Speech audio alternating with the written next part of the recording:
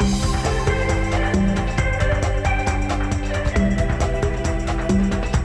la subdirectora de capítulos de empresarios por la educación. Ustedes vienen de distintas fundaciones empresariales, de empresas.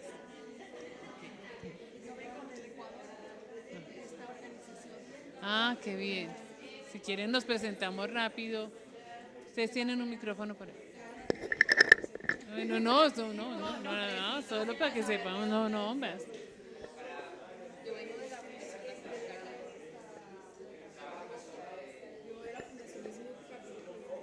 Ah, qué bien.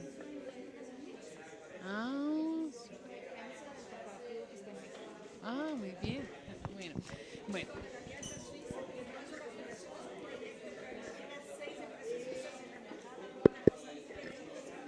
muy bien. Bueno, eh, Hola Escolar. Hola Escolar es un proyecto que surgió a finales del 2011, realmente comienzos del 2012, eh, como una iniciativa de un grupo de aliados empresariales frente al problema de ola invernal que se estaba presentando en el país. Este grupo de aliados que la mayoría hacen parte de la Fundación Empresarios por la Educación, no todos, dijeron, ¿por qué no hacemos como una experiencia demostrativa de hacer una intervención en algunas sedes educativas para hacer mejoramiento de infraestructura y acompañar como un proceso de gestión, no solamente hacer inversión en infraestructura, sino acompañar la gestión de las instituciones, de los establecimientos educativos? Entonces, este grupo de empresarios puso un aporte, un CASE inicial, se armó un equipo básico que orienta el proyecto, Juliana Ramírez es la gerente del proyecto Ola Escolar.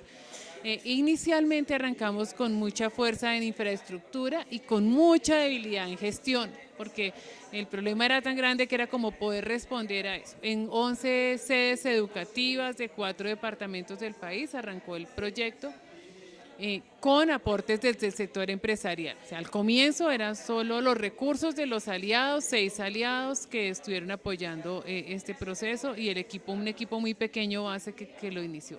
Y ese equipo pequeño, y más el aporte en especie nuestro, empezó a trabajar procesos de gestión, buscando convocar a todos los actores de la comunidad educativa, hacer una reflexión sobre el tipo de escuela que se tiene, cómo se están desarrollando como las estrategias y los procesos para mejorar la educación y las condiciones en la educación, pero era un acompañamiento muy puntual, donde no podíamos estar yendo sino como cada 2 meses a cada institución educativa, y eso genera mucha dificultad para hacer seguimiento, para apoyar, y se hizo después de haber hecho la intervención en mejoramiento de infraestructura. Entonces, podríamos decir que el primer año y medio de implementación del proyecto, con Juliana y con todo el equipo, se hizo toda una reflexión sobre lo que estaba pasando con ese proyecto, y vimos que era importante redireccionar. Entonces, nosotros hablamos de una fase 1 de Ola y de una fase 2. De una fase 2 en la que ya estamos hablando de gestión de ambientes colaborativos, de aprendizaje para la formación ciudadana.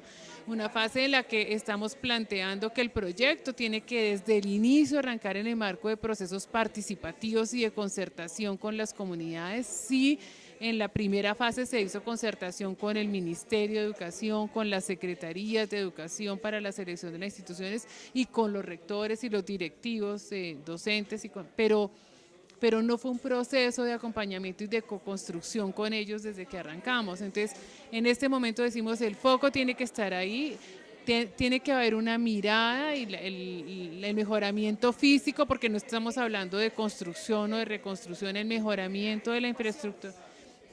Sí, o construcción cuando son sedes muy pequeñas. Pero ese mejoramiento de infraestructura tiene que responder a una lectura del contexto ambiental, social, económico, cultural y a una mirada desde lo pedagógico. Entonces, en este momento estamos en todo el planteamiento de hacer un trabajo con las comunidades para hacer una mirada de qué tipo de escuela se quiere construir, a qué tipo de sociedad le queremos apostar, en qué contexto está esa institución educativa y cuál es el tipo de espacio que requieren y ambientes que respondan y sean adecuados a ese contexto y los apropien. Partimos de todas formas de una concepción de escuela desde la Fundación. Nosotros queremos apostarle claramente a escuelas que sean abiertas, a escuelas que promuevan trabajo colaborativo y procesos en los que el estudiante sea el sujeto del proceso de aprendizaje y no el objeto del mismo. Escuelas que dialoguen y trabajen con sus comunidades, que trabajen alrededor de proyectos que vinculen esfuerzos interdisciplinarios y que permitan trabajar alrededor de situaciones de aprendizaje. Ahí tenemos una apuesta clara. Y escuelas en las que de verdad generemos condiciones y oportunidades para que todos los estudiantes puedan aprender, que es lo que para nosotros es hacer una apuesta hacia inclusión. Como la escuela realmente genera condiciones y oportunidades para todos y cada uno de los estudiantes, no solo para los que tienen discapacidad o para las poblaciones afro, sino para todos y cada uno de los estudiantes, y trabajamos con instituciones educativas oficiales. Entonces estamos en como en ese proceso de ajuste para esta segunda etapa. Ya hay un acuerdo con todos los aliados para que realmente el foco sí esté en gestión de ambientes colaborativos de aprendizaje. Además de la experiencia que tuvimos de implementación, todos los estudios y todo nos está mostrando que si uno quiere hacer transformaciones en educación, tiene que lograr que la escuela responda a sus dos funciones. A su función social, porque la escuela debe formar para la ciudadanía, tiene una responsabilidad allá y debe posibilitar el ejercicio de los derechos humanos en la escuela, pero también en la medida que construya ambientes de aprendizaje democráticos e incluyente, podrá mejorar las oportunidades de aprendizaje en general de los estudiantes. Entonces tiene que cumplir ese doble rol y es fundamental que hagamos realidad eso que decimos siempre, de que la responsabilidad de la educación no se agota en el sector o en el gobierno, sino que todos somos corresponsables de lo que pasa en educación, y hacer realidad la corresponsabilidad desde la alianza empresarial, pero también la corresponsabilidad en lo local de los actores que están alrededor de la institución educativa. Para los que están en Colombia, yo no sé en otros lados, que han estado cerca de las escuelas, saben que a las escuelas además llega de todo, a nuestras escuelas les cae todo, y nosotros como actores empresariales somos muy responsables de muchas dificultades, de esa sobreintervención y dispersión y sobreintervención de acciones que hay en la escuela. Aquí es...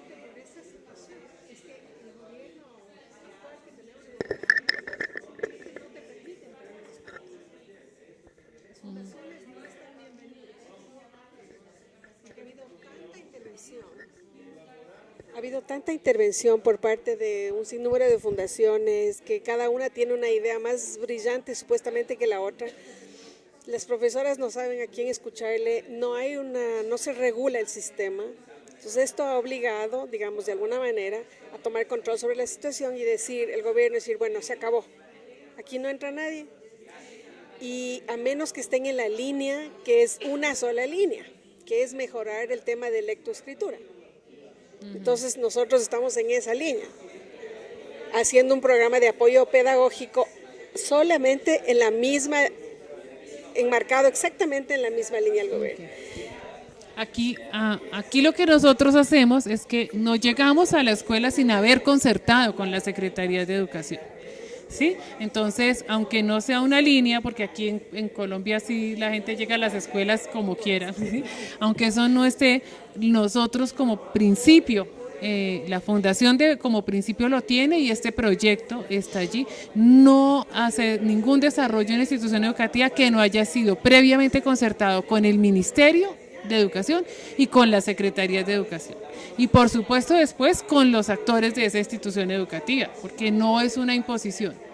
Entonces, si ellos están interesados, si hay voluntad, si lo ven como un valor agregado, entramos, de lo contrario no, y entramos a ese nivel, no a llegar a implementar un proyecto, sino a ayudar a organizar la gestión de esa institución educativa y la transformación de esos ambientes de aprendizaje. Precisamente lo que buscamos con este proyecto es que las escuelas, que aquí son autónomas, entonces por eso pues todo el mundo llega, tengan claro qué quieren, para dónde van y qué es lo que necesitan de la oferta que hay alrededor, para que sean ellos mismos las que empiecen a cualificar esa oferta y a decir qué les llega.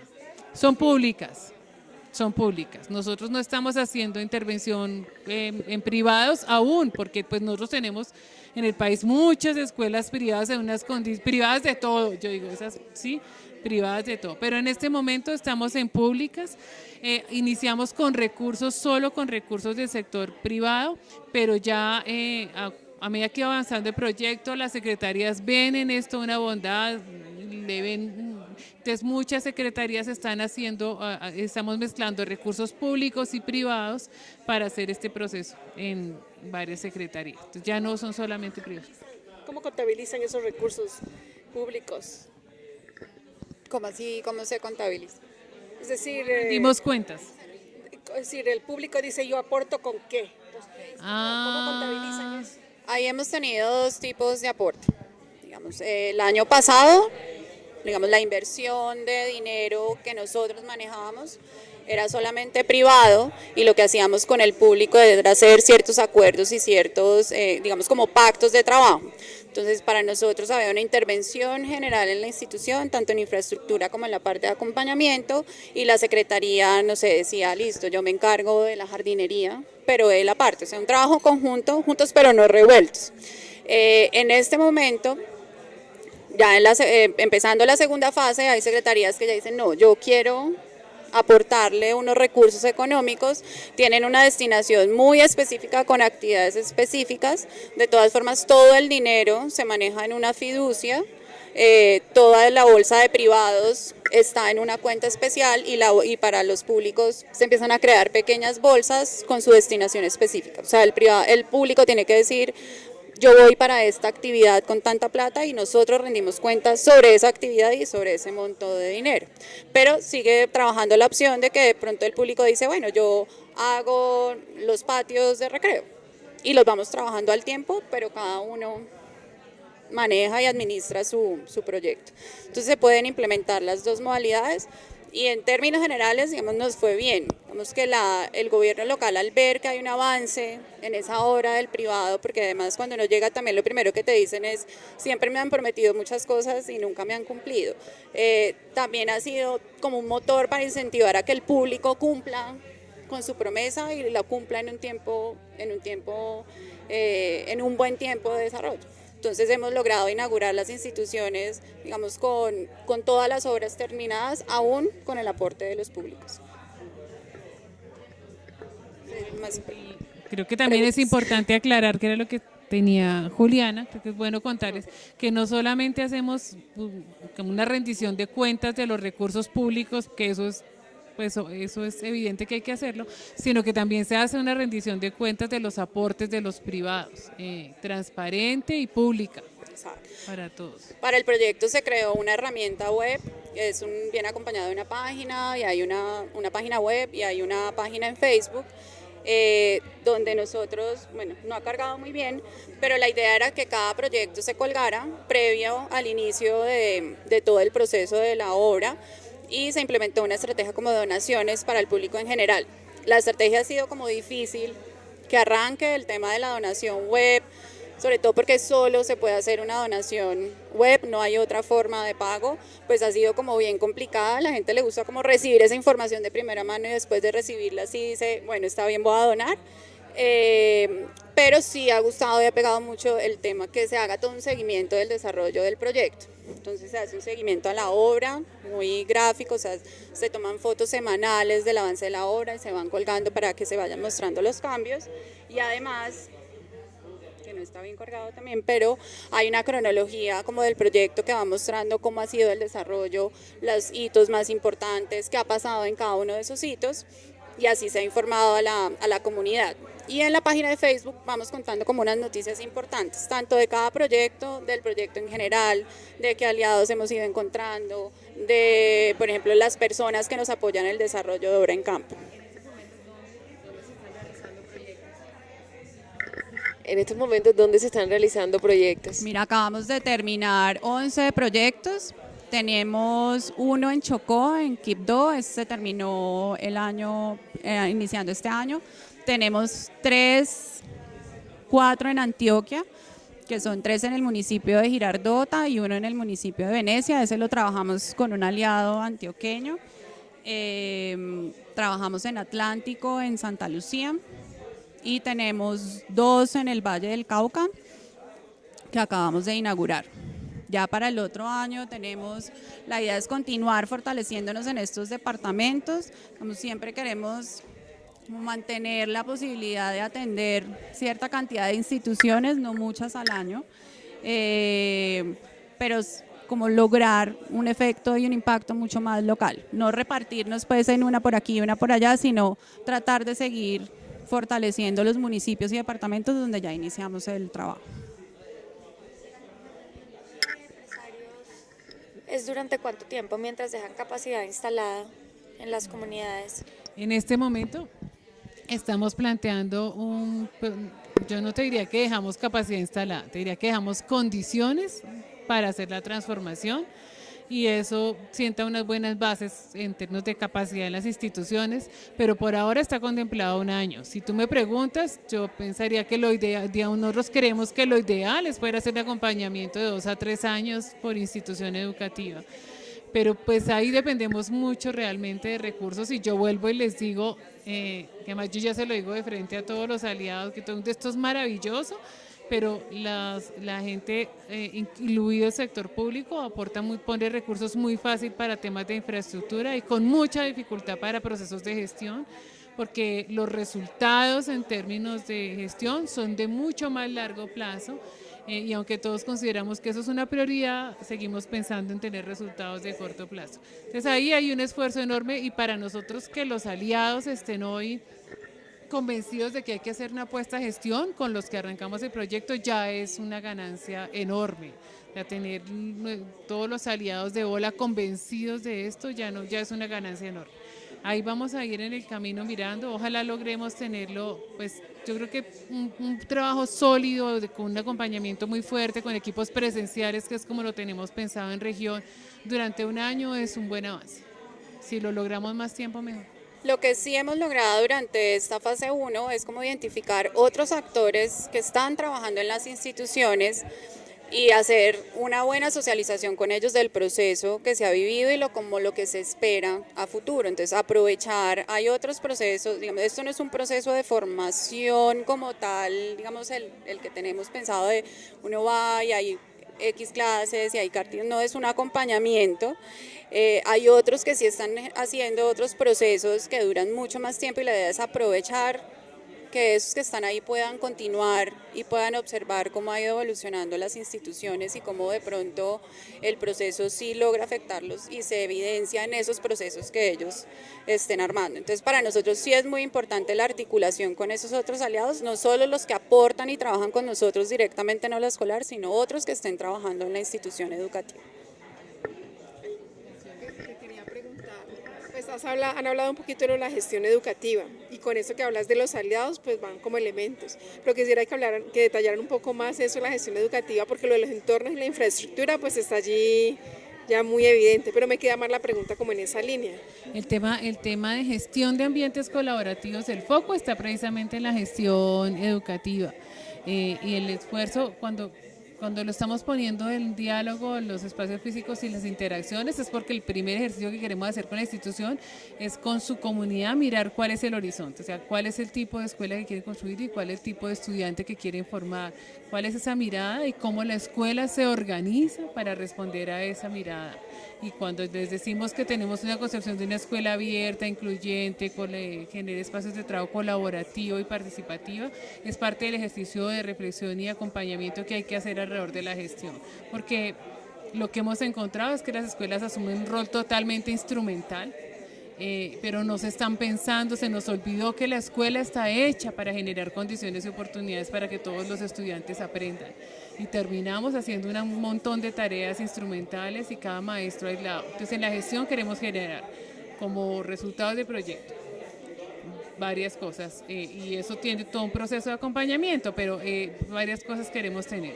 Queremos que la escuela construya pactos o acuerdos de convivencia, más allá de un manual de convivencia que es un instrumento reglamentario y sancionatorio, como el resultado de un proceso de acompañamiento es una escuela que tiene un acuerdo o un pacto de convivencia real que hace posible generar esas transformaciones y esa construcción de ambientes democráticos.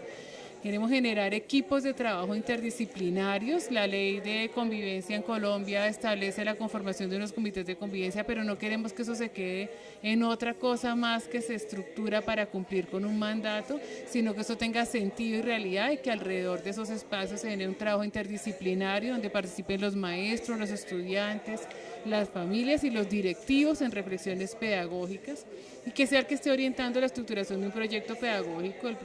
Esta experiencia busca estructurar proyectos pedagógicos centrados en ciudadanía y construidos a partir de la lectura de contexto de la institución educativa, de la problemática y de las situaciones que allí se identifiquen.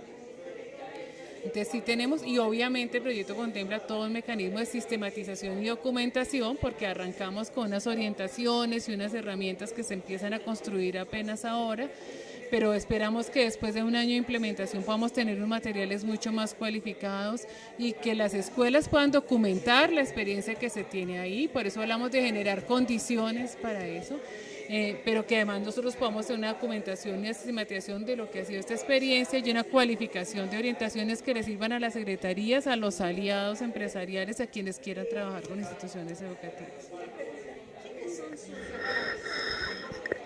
Están la Fundación Bolívar da Vivienda, la Fundación Telefónica, la Fundación Argos, la Fundación Grupo Mundial, la Fundación Mario Santo Domingo y la Fundación Empresarios por la Educación.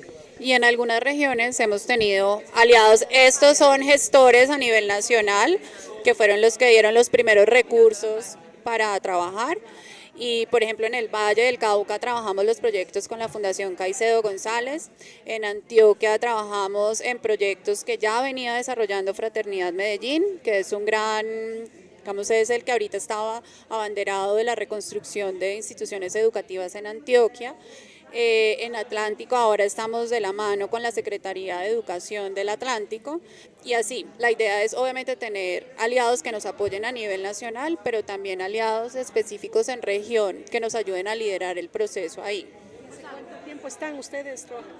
Nosotros empezamos este trabajo en enero del 2012, más o menos hasta junio es que hablamos de la fase 1, desde junio ya finalizando como los procesos que empezamos el año pasado, es que hemos empezado como a reestructurar con base en las reflexiones y en las lecciones que aprendimos del proceso. Vamos, algo importante del proyecto que a la vez es difícil es que, digamos, no hay una metodología o una receta para el producto que queremos, casi que el proceso se hace muy a la medida de las necesidades de la institución. Obviamente hay unas orientaciones generales, hay unos objetivos básicos que nosotros quisiéramos lograr en cada institución, tanto en el tema de infraestructura como de acompañamiento, pero se construye con ellos. Entonces ha sido bien variado, que obviamente nos ha ayudado ahorita, digamos, a concretar mucho más, a que nos diéramos cuenta que el tema de formación ciudadana era muy importante en la institución y que realmente ese tema era el que iba a generar cimientos reales para poder generar unas buenas condiciones de aprendizaje en los niños y en la vida de la comunidad educativa. Entonces ha sido difícil, sí, porque pues es muy a la medida de cada uno, pero yo creo que nos ha dado también muchas lecciones y aprendizajes para esta siguiente fase. Una pregunta, yo soy del Ecuador, entiendo que ustedes han estado en guerra más de 100 años y claro, yo sigo escuchando toda esta cosa y siguen en guerra, de formación ciudadana, o sea, una cosa como que realmente la ciudadanía como que tiene necesidad realmente de tomarse ciertos espacios, cosa que a nosotros no nos pasa. Entonces, a mí sí me sorprende un poco el discurso y entiendo desde esa perspectiva.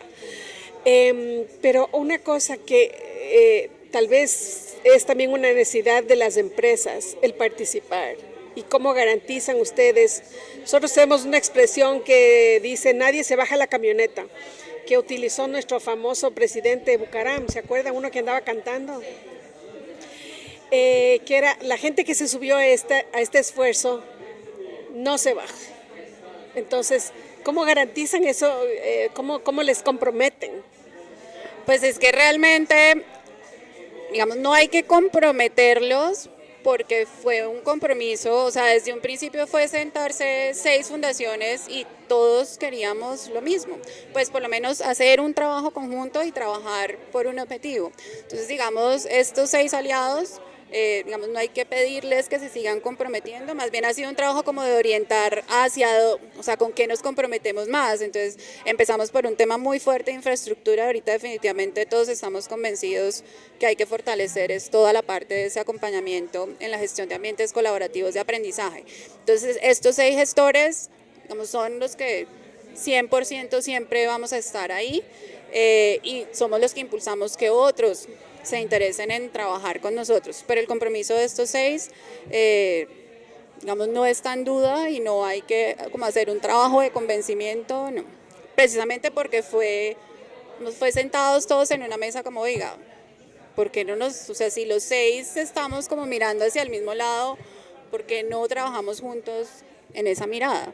Entonces, digamos, desde ahí fue un inicio como bien interesante de lo que sí hicimos fue pongámonos la misma camiseta.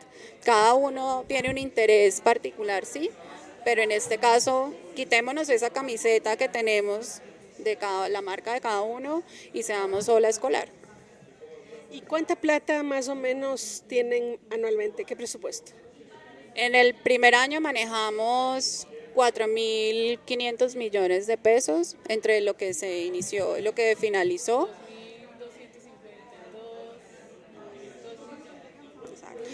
Fueron 2.000 en total, exacto, sí.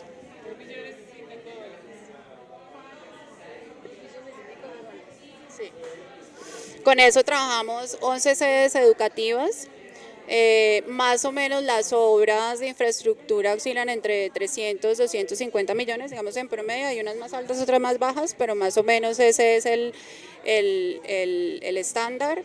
Atendemos instituciones más o menos para que esa plata rinde y realmente tenga un impacto de una matrícula más o menos de 300, que sean 10 aulas y se logra hacer un trabajo en gestión con unos grupos de más o menos 15 o 20 representantes de la comunidad educativa. ¿Cómo se aseguran que la inversión que están haciendo sea la mejor inversión en estas escuelas? Ahorita mencionaban que igual se hace un acercamiento con la secretaría, pero que también con las escuelas y obviamente parten de que ellos quieran, ¿verdad?, colaborar. Pero ¿cómo se aseguran ustedes de que lo que están invirtiendo sea lo mejor invertido?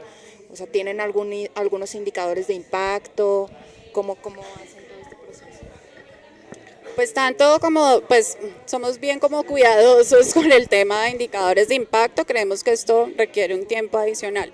Lo que sí nos aseguramos es que obviamente en mayor o menor medida, más fuerte o no, hay unos procesos de participación muy importantes, donde tratamos de leer las necesidades y reflexionar con la comunidad sobre esas necesidades, tanto en el tema de infraestructura como en el tema de gestión. Nosotros hacemos obviamente unos diagnósticos, no sé, en el tema de infraestructura se lee qué le está pasando a la institución, cuáles son unas necesidades básicas de reparación, pero se dialoga todo el tiempo con ellos en lo que se necesita y lo que realmente se necesita. En la parte...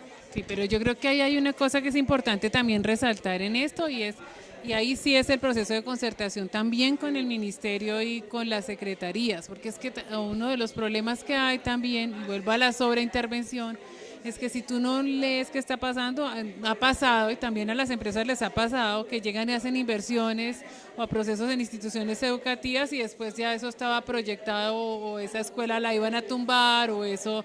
Entonces, eso sí lo hacemos como una forma de asegurarnos y no nos quedamos, como el ministerio nos pasa una lista de lo que tiene proyectado invertir para mejoramiento de infraestructura y esa la llevamos y la ponemos en diálogo con las secretarías porque no siempre la lista del ministerio dialoga con la de la secretaría. Entonces, con ese problema este rato. Eso es un lío. Entonces, cuando llegamos a la secretaría dice, no, pero esa institución yo no sé qué, o esta... Entonces, hay que hacer un proceso previo allí, porque sí hay que buscar garantizar que donde vayamos a hacer una inversión en infraestructura y gestión realmente sea una cosa de largo plazo y una proyección clara para ese establecimiento y no se cruce con otras cosas que ya estén contratadas y proyectadas, porque eso es una locura. Y es en lo público, si tú ya contrataste, lo haces porque lo haces, así ya se haya hecho. Igual pasa, ¿no? Pero igual hay riesgos. Y te digo, tuvimos una experiencia muy dolorosa, hicimos concertación en Quibdó con la alcaldesa, con el secretario de Educación, se habló con el ministerio, la institución estaba priorizada. Después de que hicimos la obra, la alcaldesa decidió tumbarla. Eso fue terrible y eso nos ha llamado a nosotros como a tener muy doloroso, porque se había hecho todo el proceso de concertación, de diálogo con el secretario, con el rector, con la institución, todo. Y decidieron tumbarla para hacer otra cosa. Entonces, por más... Eso quiere decir que si ustedes están trabajando desde el 2012, acababan de hacer cuando les tumbaron. Sí. De hecho, el proceso de Quibdó fue el más largo Sí, sí. por las condiciones propias del municipio Laura, y del ya departamento. terminó. No se usó, mejor dicho. Y No, nosotros llegamos antes de que se hiciera el plan de gobierno de los nuevos gobernantes y dentro del plan que ya se definió decidieron unos temas urbanísticos porque no era tanto un proyecto de educación sino era un tema urbanístico del sitio donde estaba ubicado la institución y por ese tema urbanístico pues decidieron, digamos, ahí se hizo un mejoramiento que le aportaba unos trabajos que ellos venían realizando y con ese tema urbanístico decidieron hacer un megaproyecto distinto. En Yumbo tenemos una institución en una zona alta que hace 10 años la van a modificar. Ahí no se hace inversión porque la van a tumbar algún día, pero llevan 10 años y este alcalde ya va a terminar y al parecer todavía no va a pasar. Entonces también se vuelve complicado, ¿no? Nosotros Porque queremos tienes entrar a 250 niños allí en esas condiciones que no son nada de ambientes colaborativos de aprendizaje, Pero las no se puede empresas hacer nos frenamos, Argo se frena porque está previsto tumbarla. ¿Cuándo? Pueden pasar otros 10 años. Okay, bueno, pero Yumbo, por ejemplo, es uno de los municipios en los que hemos tenido reuniones con el secretario y estamos pendientes de hacer una reunión con los aliados que están allí, con ustedes, para mirar un poco como una posibilidad de entrar a acompañar un proceso. Yumbo es un municipio con mucha presencia de industria. Y mientras tanto, ¿qué le dicen a las personas? Porque, bueno, yo les oigo y claro, si es que a mí me pasaría esta experiencia dolorosa, pierdo el trabajo. O sea, primera cosa, ya, seguro, o sea, les firmo que pierdo el trabajo. Y segundo, que, por ejemplo, tenemos escuelas que comparten el mismo espacio físico en la mañana y en la tarde, ¿no es cierto? La directora de la tarde conversa, se mueve mejor y hace mejor gestión y consigue cosas que la de la mañana ni se entera. Entonces la de la mañana pone un techo y la de la tarde saca eso para poner el cableado eléctrico. O sea, nos pasa igual. Estamos hablando de lo mismo. No, generalmente aquí el rector es el mismo para las dos jornadas. Es el mismo para las dos jornadas. Entonces ese problema no lo tenemos, yo lo tuve que vivir en algunas zonas en el Cauca por un tema, pero más de conflictos entre indígenas y campesinos, pero en general en nuestras instituciones el rector es el mismo en las dos jornadas. Y lo otro, pues pero no nos sí echan pasa. de trabajo porque digamos, fue un proceso donde todos tuvimos la reunión con el ministerio, fuimos y cuando además nos informó el rector muy triste de la institución que la iban a tumbar y que era una decisión, entonces fue una cosa que inclusive el ministerio se puso denuncia, mandamos informes a la Contraloría porque más allá de que sean recursos privados o públicos, el destino era público.